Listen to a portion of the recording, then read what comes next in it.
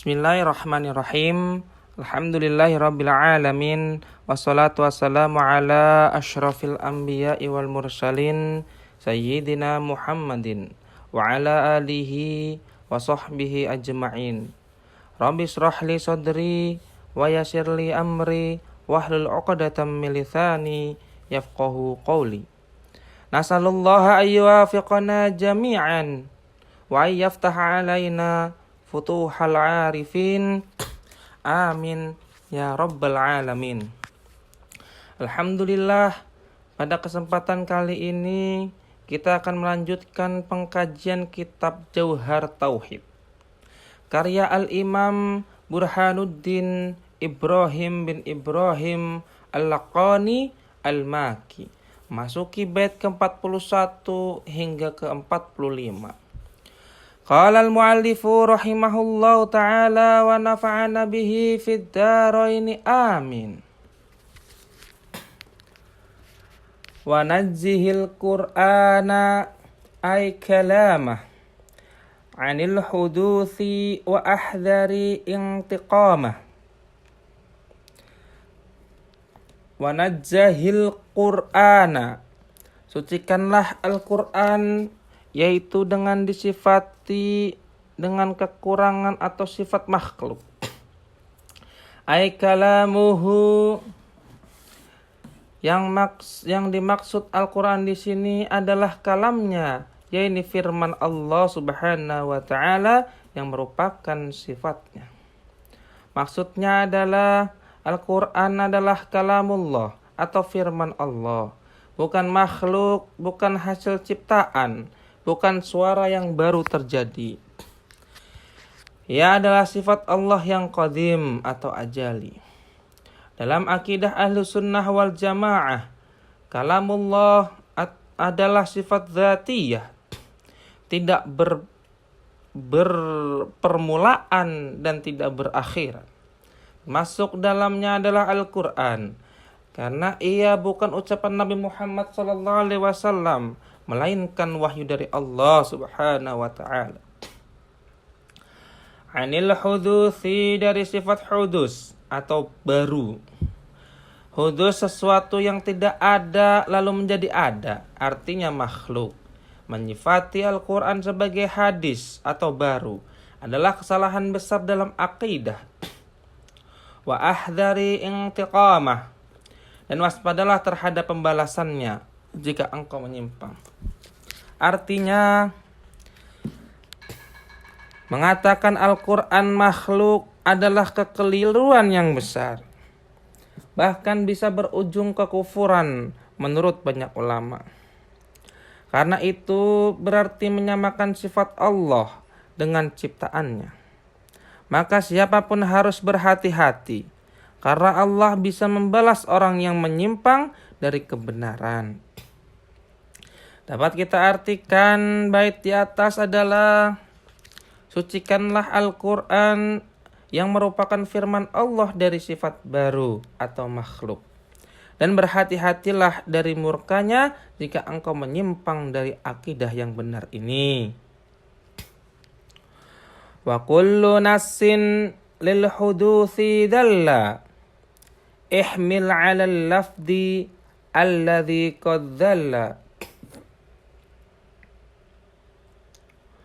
Wa kullu nassin lil huduthi dalla, setiap dalil atau nas yang tampaknya menunjukkan bahwa sesuatu bersifat hudus atau yang bersifat baru.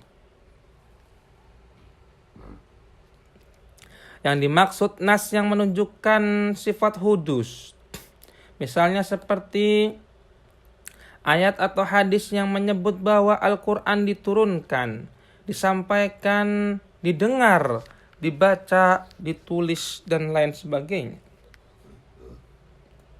Jika dipahami secara zahir, itu bisa dipahami bahwa Al-Qur'an itu sesuatu yang baru.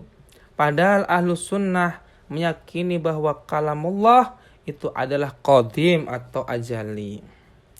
Keliru jika menyimpulkan dari teks tersebut bahwa makna kalamullah itu baru atau makhluk. ihmil 'alal lafdi alladzi qadzalla. Tafsirkanlah kepada makna lafadznya yang memang menunjukkan kebaruan. Artinya yang baru atau yang hudus itu adalah lafadz-lafadz Al-Quran dalam mushaf. Suara saat dibaca, urutan pengajaran atau penulisan hurufnya. Sedangkan makna kalamullah yang hakiki tetap qadim, dan itu yang diyakini sebagai sifat dzatiyah Allah.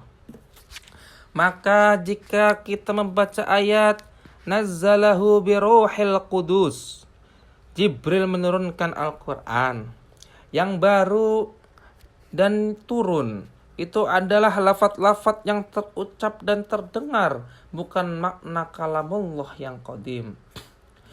Jadi bisa kita simpulkan bahwa setiap dalil yang seolah menunjukkan bahwa kalamullah itu makhluk atau baru, maka maknailah itu hanya pada lafalnya yang bisa berubah atau diungkapkan, bukan pada maknanya yang qadim.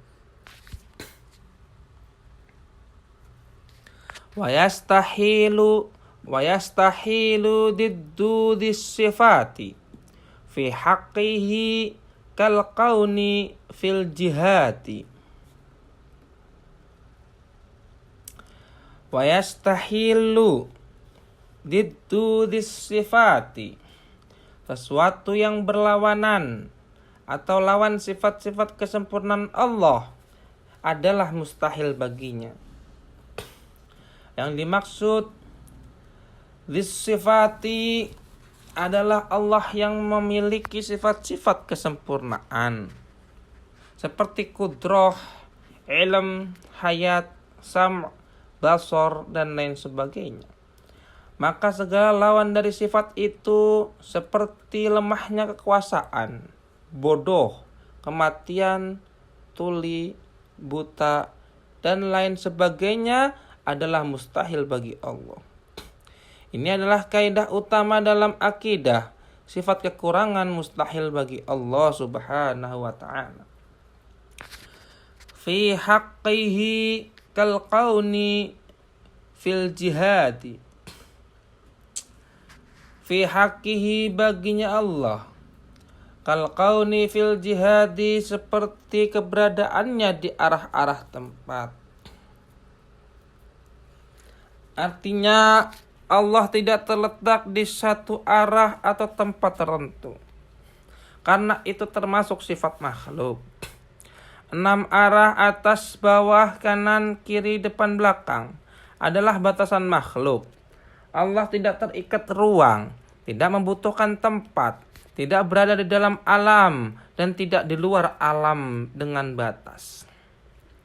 Misal, mengatakan Allah di atas secara fisik, seperti makhluk duduk. Ini adalah tasbih atau penyerupaan. Yang benar, Allah istawa di atas arsy dengan cara yang sesuai dengan keagungannya, tanpa arah, batas, atau tempat.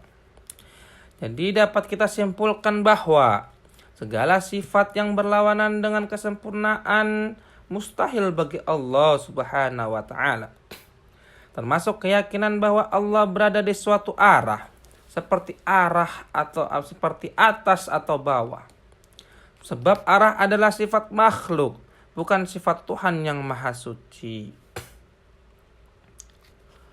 Wa jaizun fi haqqihi ma amkana ijadan i'daman karazqihil ghina.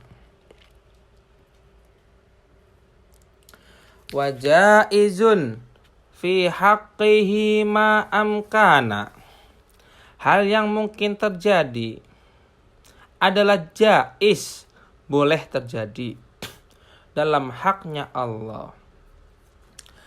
Dalam ilmu kalam, kategori hukum akal dibagi menjadi 3.